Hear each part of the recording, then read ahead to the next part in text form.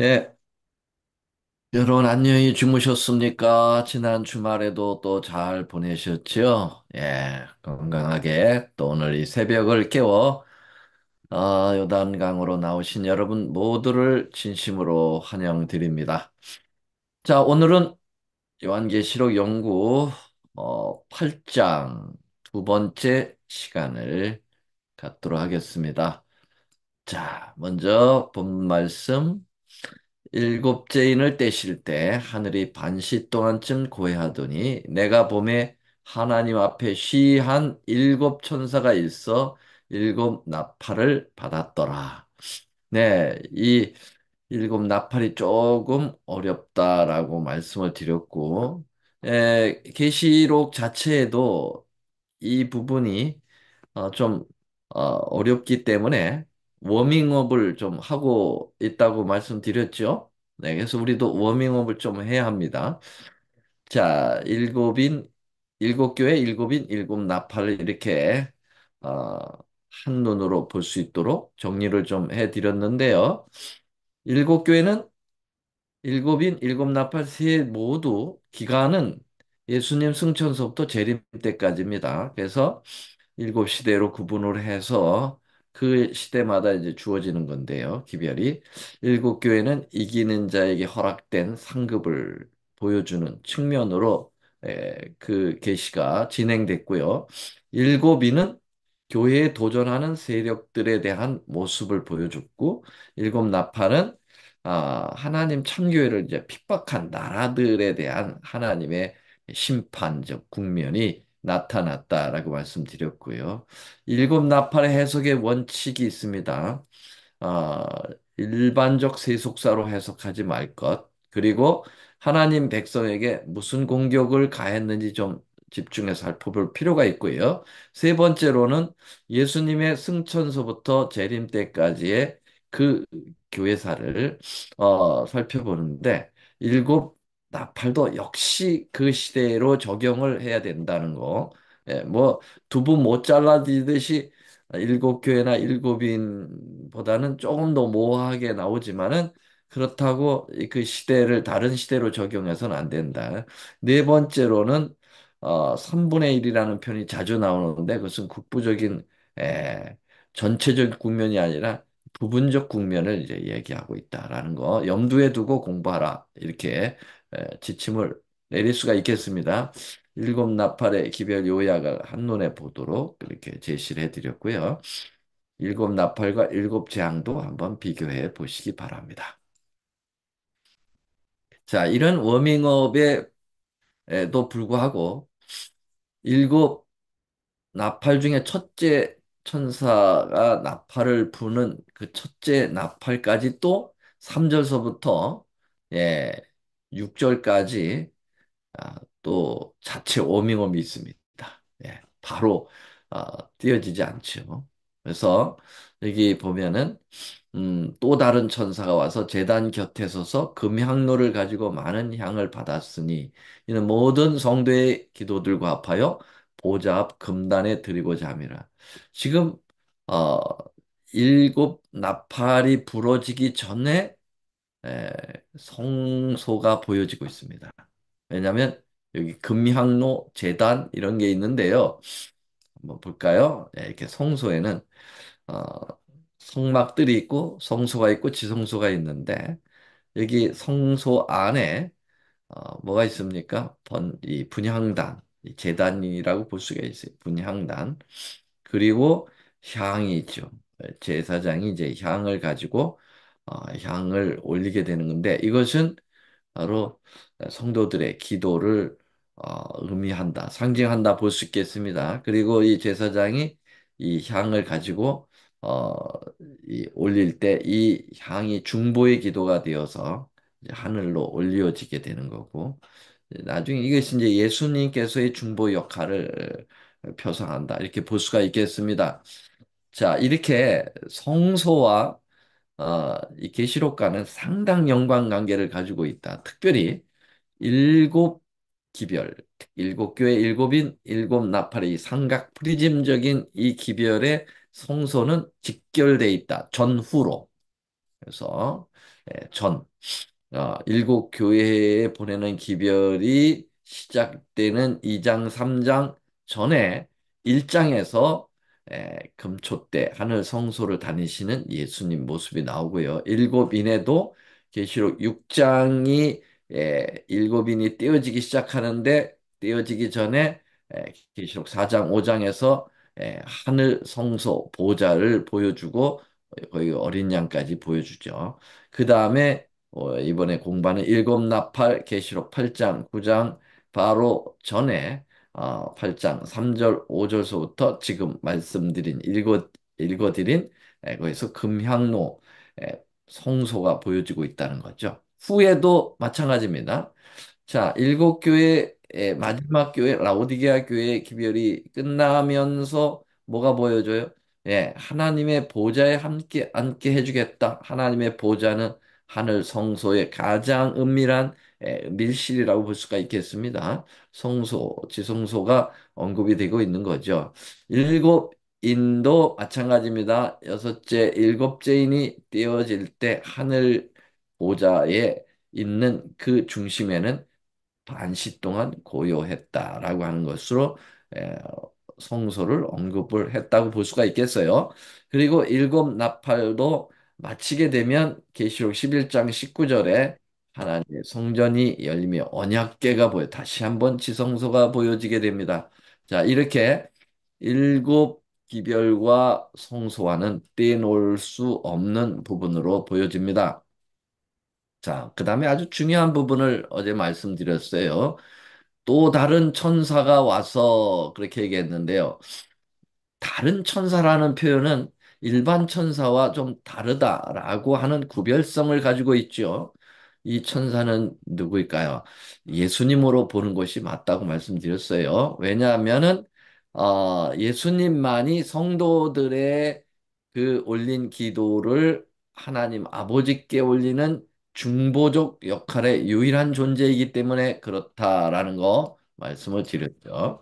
자, 이렇게 성도들의 기도가 이 에, 계시록 5장에서도 표현되고 있어요. 그 향을 통해서 나타나는 표현이에요. 근데 이것을 지금 하늘 지성소에서는 예수님만이 할 수가 있는 것이고 지상에서는 대제사장이 하게 되는데 대제사장은 예수님을 표상한 그러한 직분이죠.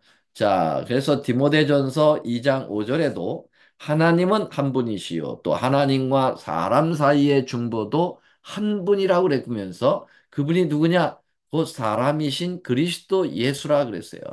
자, 그래서 하나님과 인간 사이에 에, 연결시켜 줄 수 있는 중보적 역할을 하는 분은 예수님밖에 온 우주에 없습니다.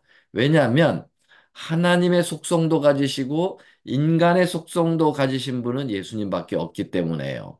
성자 하나님도 아니고요. 성령 하나님도 인간의 육신을 띠지는 않으셨어요. 그러나 예수님은 하나님이면서 인간이셨죠. 그렇기 때문에 인카네이션, 성육신하신 예수님만이 중간 역할을 할 수 있는 유일한 분이기 때문에 여기 지금 다른 천사를 예수님으로 봐야 되는 거예요.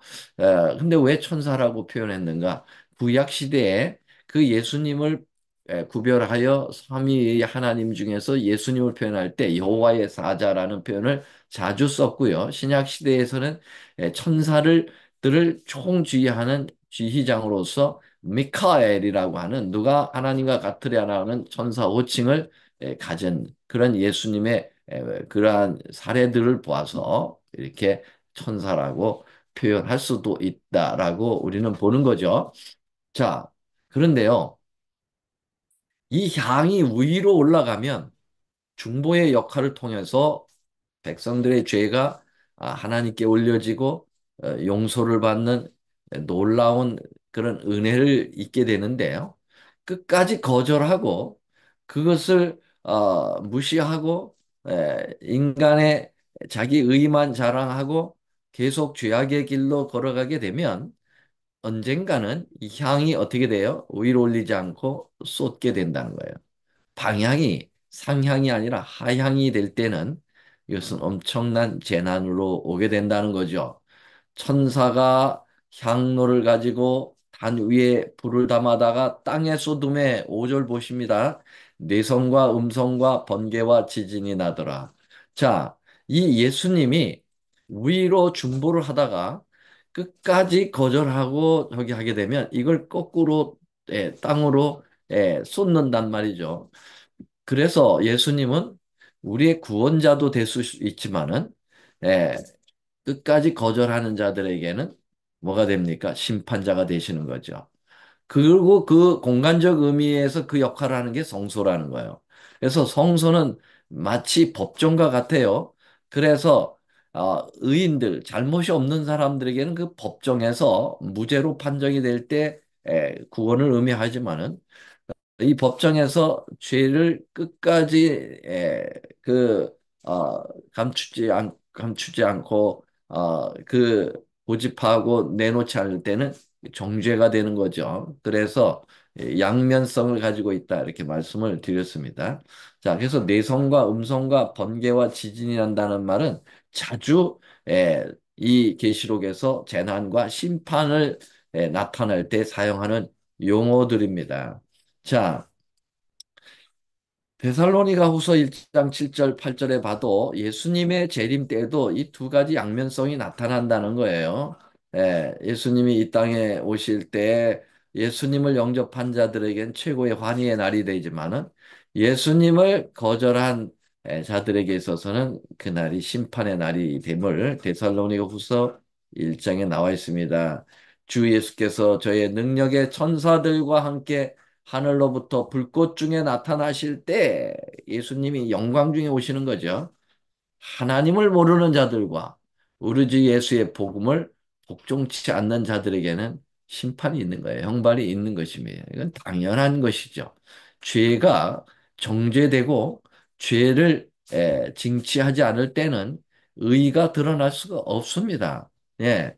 그래서 이 하나님의 사랑의 속성과 공의의 속성이 함께 공존한다는 사실을 누구도 부정하면 안 됩니다. 어떤 분들은 하나님의 사랑을 너무나도 강조한 나머지 하나님은 심판하시는 하나님이 아니라고 거절하는 그러한 또 다른 이설을 만드는 사람들이 있습니다. 그렇지 않습니다. 여러분, 성경에는 심판이 얼마나 많이 언급되는지 여러분 기억하셔야 됩니다. 우리가 잘못을 저지르고도 예수님을 거절하고도 구원을 받을 수 있다고 생각하십니까? 천만의 말씀입니다. 여러분, 법을 어기면 뭘 받아야 돼요? 죄를, 에, 값을 치러야 되는 거예요. 죄의 싹은 사망입니다. 자, 아, 나팔 소리가 굉장히 성경에 많이 나오는데요. 이 일곱 나팔의 기별의 이 나팔의 의미가 뭘까? 구약 성경에 이 나팔의 언급이 약 110번 나오고요. 신약 성경에 나팔의 언급이 23번 나옵니다. 예, 토탈 133번이나 나오는데요. 다양하게 나옵니다. 어떤 때는 예배 의식을 하게 될 때 나팔이 부러지기도 하고요. 전쟁이 날 때 경고성으로 나팔이 울려 퍼지기도 하고요. 심판할 때에도 나팔 소리가 나오고요. 어떤 신호를 보낼 때 나팔 소리. 그리고 마지막 종말적 의미로 할 때 나팔. 예수님이 재림하실 때 천사장과 호령과 나팔 소리로 친히 강림하신다고 말씀하고 있잖아요.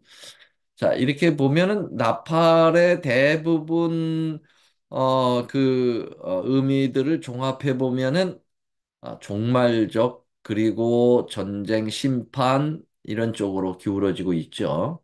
그래서 일곱 나팔에 보내는 기별이 이런 분위기를 띠고 있다. 이렇게 보시면 되겠습니다. 자, 드디어 첫째 나팔을 불어봅시다. 네, 첫째 나팔 보겠습니다. 일곱 나팔 가진 일곱 천사가 나팔 불기를 예비하더라. 자, 드디어 7절 뮤트 푸시고 다 같이 본문을 읽겠습니다. 첫째 나팔에 대한 말씀 계시록 8장 7절입니다. 첫째 천사 시작. 첫째 첫째 천사 천사가 나팔을 분이 불고 일곱 천사가 피 인 섞인 일곱 우박이 천사들이 우박에서 일곱 일어서 천사가 일어나서 땅에서 땅에 첫째 쏟아짐에 천사가 나팔을 땅의 땅의 불고 3분의 1 3분의 타서 1이 일니다. 쌓이고 사위고 땅에 땅의 쏟아지는 3분의 천국의 1도 3분의 타서 1도 쌓이고 타서 모든 사위고 각종 푸른 그리고 풀도 풀도 타서 타서 사위더라. 사위더라. 네, 불을 타서 사위더라. 감사합니다. 다시 뮤트를 해주시고요. 네, 자 여기 자세히 보면요. 피 섞인 우박이 내린다. 야, 이거 대단하죠? 심판입니다. 하나의 뭔가 재앙이 내리고 있어요. 피 섞인 우박이 내린다. 근데 그 우박의 범위가 전 세계적이 아니에요. 땅의 3분의 1. 우리가 워밍업 때 말씀드렸죠. 3분의 1은 국부적인 겁니다. 어떤 한 지역을 심판이 이루어지고 있는 모습을 보고요. 그 다음에 수목의 3분의 1도 타서 수목하고 푸른 풀이 나와요. 그럼 수목과 푸른 풀은 무엇을 의미할까? 자, 이런 것들을 지금서부터 해석해 나가겠습니다.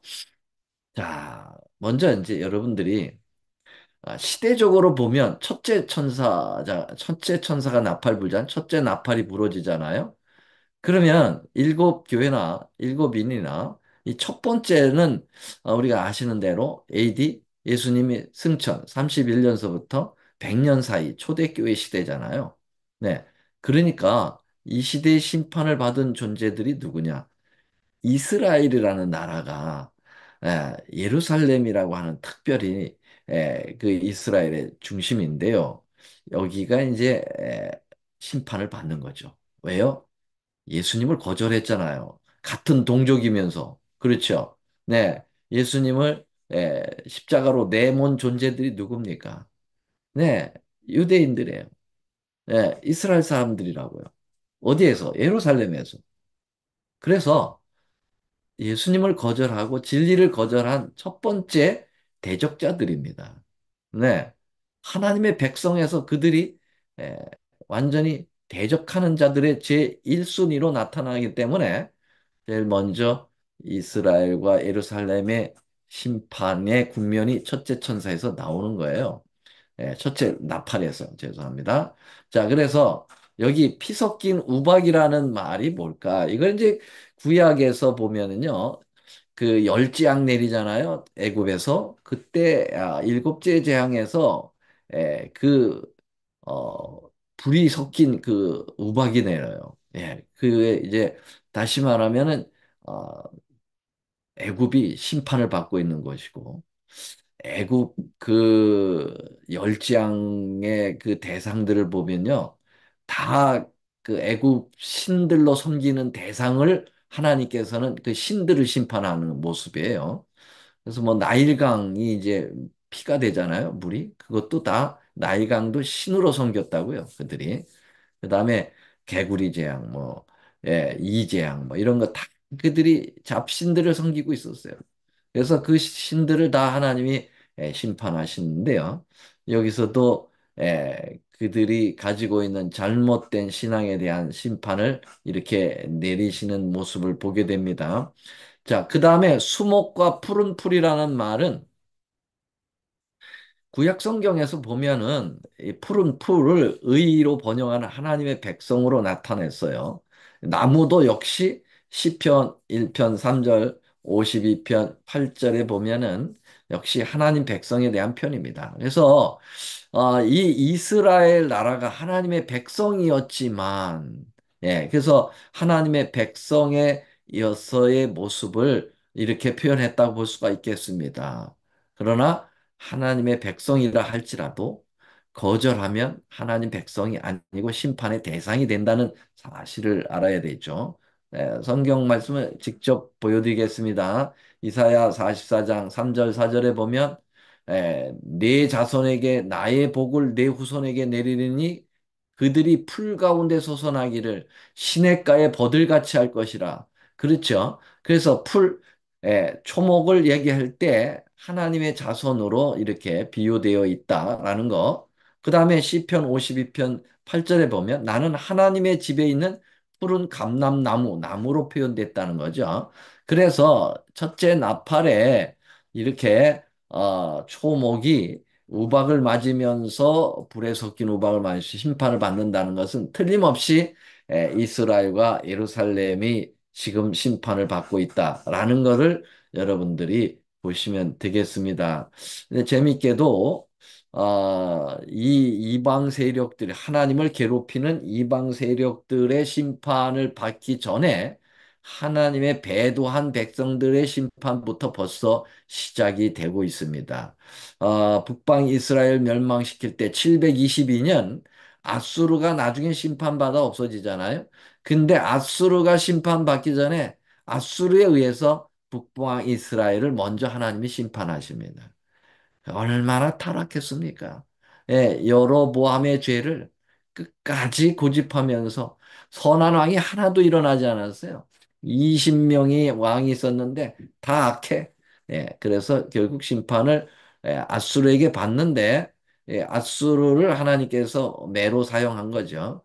그런데 백성이 먼저 심판받고 아수르가 그 다음에 망합니다. 그 다음에 바벨론 포로로 잡혀갔을 때도 마찬가지죠. 이제 남방 유다, 북방 이스라엘은 722년에 망하고 남방 유다는 이제 BC 586년에 망하는데요. 예, 역시 이제 바벨론이 결국 멸망하지 않습니까? 메데 페르시아에 의해서. 그런데 바벨론이 멸망하기 전에 먼저 이스라엘이 멸망한다고요. 예, 그래서 성전이 다 무너지고 70년 동안 끌려가서 죄살이하고요. 그랬지 않습니까? 그래서 먼저 하나님의 백성과 거기서부터 심판이 시작된다는 거 또 성경절 한번 보여드리겠습니다. 베드로전서 4장 17절. 하나님의 집에서 심판을 시작할 때가 되었나니 그랬어요. 그래서 만일 우리에게 먼저 하면 해서 먼저 이 하나님의 집에서부터 심판이 시작되고요. 에스겔서 9장 6절에도 내 성소에서부터 시작할지라 그렇게 표현하고 있습니다. 자, 예루살렘 멸망에 대하여 예수님은 미래를 내다보시는 분이시기 때문에 정말 예루살렘을 향하여 애착을 가지신 분 아닙니까? 예, 그것이 바로 영원한 하늘 시온성을 나타내는 이 땅의 그 성도죠. 한마디면 거룩한 도성이 있죠. 그 도성에 엄청난 재난이 내릴 것에 대하여 미리 예지하신 우리 예수님께서 감난산에서 이제 예루살렘 입성하기 전에 기드론 골짜기에서 멀리 떨어져 있는 예루살렘 성을 보시면서 하염없이 우셨습니다.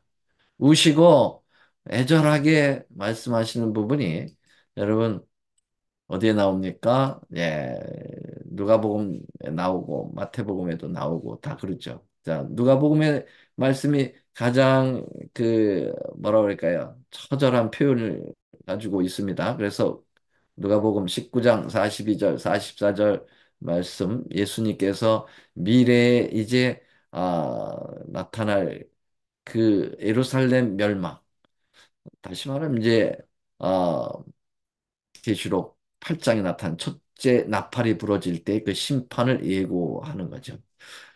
너도 오늘날 평화에 관한 일을 알았다면 좋을 뻔하였거니와 지금 내 눈에 숨기었도다. 날이 이를지라 내 원수들이 토성을 쌓고 너를 둘러 사면으로 가두고 또 너와 및 그 가운데 있는 내 자식들을 땅에 메어치며 돌 하나도 돌 위에 남기지 아니하리니 이는 권고받는 날을 내가 알지 못함을 인함이니라 그랬어요. 자, 이러한 예루살렘 멸망에 대한 처절함을 예수님도 미리 예고하셨다라는 거죠. 정신을 바짝 차려야 되는데 말이죠. 돌 위에 돌 하나도 남기우지 아니하리라. 여러분 잘 아는데 마태복음 24장 3절에 보면은 제자들이 종용이 와서 물으죠. 예수님께서 도성을 가리키고 돌 위에 돌 하나도 남지 않을 거야. 그럴 때 종용이 와서 갈로 이르되 세상 끝에는 무슨 징조가 있사오리까? 이제 그렇게 질문한 걸 보면 예루살렘 멸망은 여러분 지구 멸망의 예조편, 예고편이에요, 예고편. 그래서 마태복음 24장은 예루살렘 멸망과 지구 멸망이 이렇게 꽈배기처럼 꽈여서 예루살렘의 그 징조, 멸망 징조가 나와요. 그래서 우리가 이 일곱 나팔의 첫 번째 나팔이 부러지면서 나타나는 예루살렘 멸망을 잘 연구할 필요가 있어요. 왜냐하면 우리에게 닥쳐질 것이니까요. 네. 그래서 이 말씀이 그렇게 중요한 겁니다. 좀 어려워도 중요해요. 예.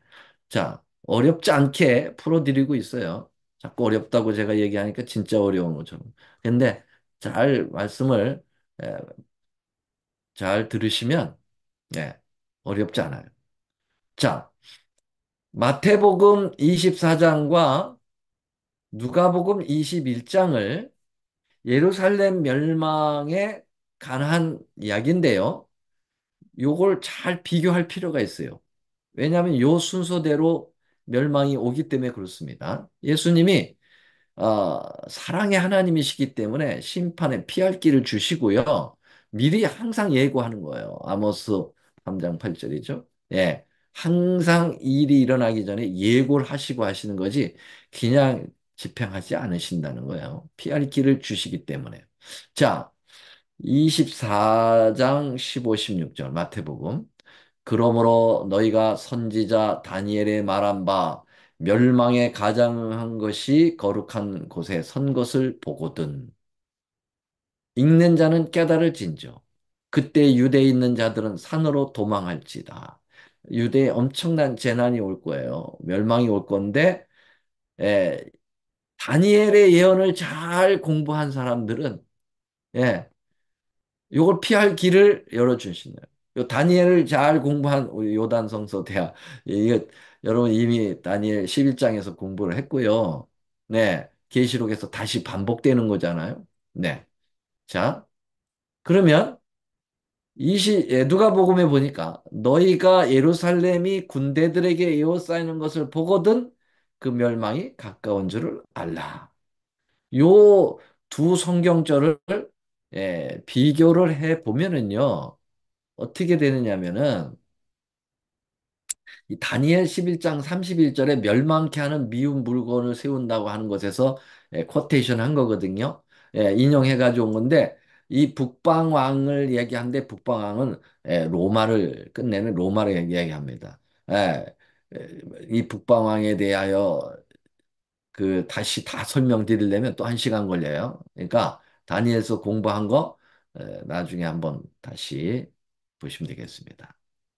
자, 그러면은 이렇게 성서 곧 견고한 것 군대는 미운 물고를 세운다라고 하는 이것을 마태복음 24장과 누가복음 21장에 적용해 보겠습니다. 성소가 뭐예요? 거룩한 것이죠. 거룩한 것. 그죠?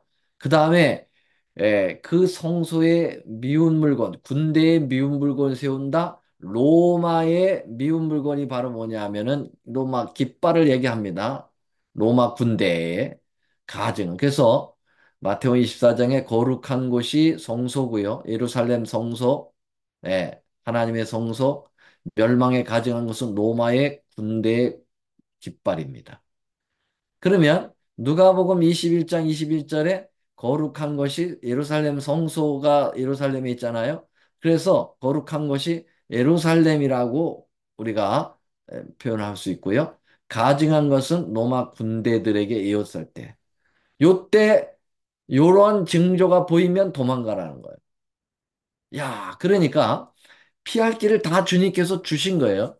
그래서 이 예언을 잘 공부한 사람들은 예루살렘이 이제 로마 군대에 포위될 것에 대하여 그들은 예의주시하게 살피고 있었어요.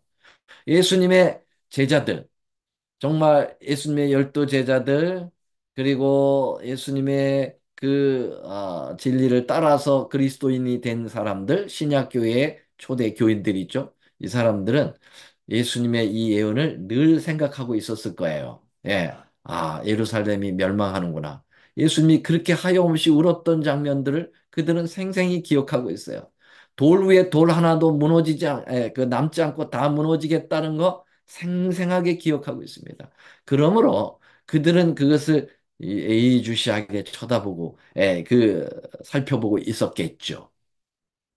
드디어 이 예언이 예수님이 예언하신 지 40년째, 40년이 되던 해에 일어났습니다. 다시 말하면 예수님 승천이 AD 31년에 있었잖아요. 예, 이 예언이 이때 있었잖아요. 그런데 AD 70년에 예루살렘이 멸망하는 사건이 역사적으로 실제로 일어납니다. 그러면 그리스도인들은 요 예언을 가지고 정확하게 피해서 살아날 수가 있었어요.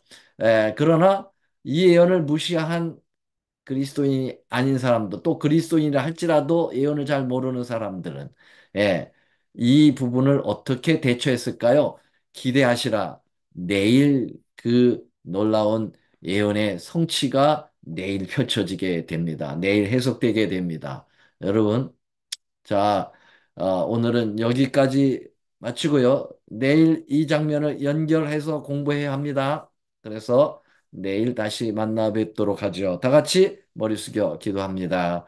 하늘에 계시는 우리 하나님 아버지, 우리 하나님께서 우리에게 정말 미래를 내다보시면서 우리에게 닥칠 여러 가지 예언들을 주시는데 우리가 지금 공부하고 있는 이 부분들은 우리에게 다가오는 그러한 분명한 예언입니다. 아버지, 정말 우리의 영적인 그 심령을 깨우쳐서 이 예언을 밝히 이해하게 하시고 이 재난을 피할 뿐만 아니라 하나님의 놀라운 구원의 경험을 하고 예수님이 이 땅에 오심을 준비하고 예비하며 영접할 수 있는 무리로 저희들이 바뀌어질 수 있도록 도와주시옵소서. 주님께서 다시 우리가 내일 만날 때까지 오늘 하루의 삶도 승리하도록 인도하여 주실 것을 믿고 감사드리며 예수님의 이름으로 간절히 간절히 기도 올리옵나이다. 아멘.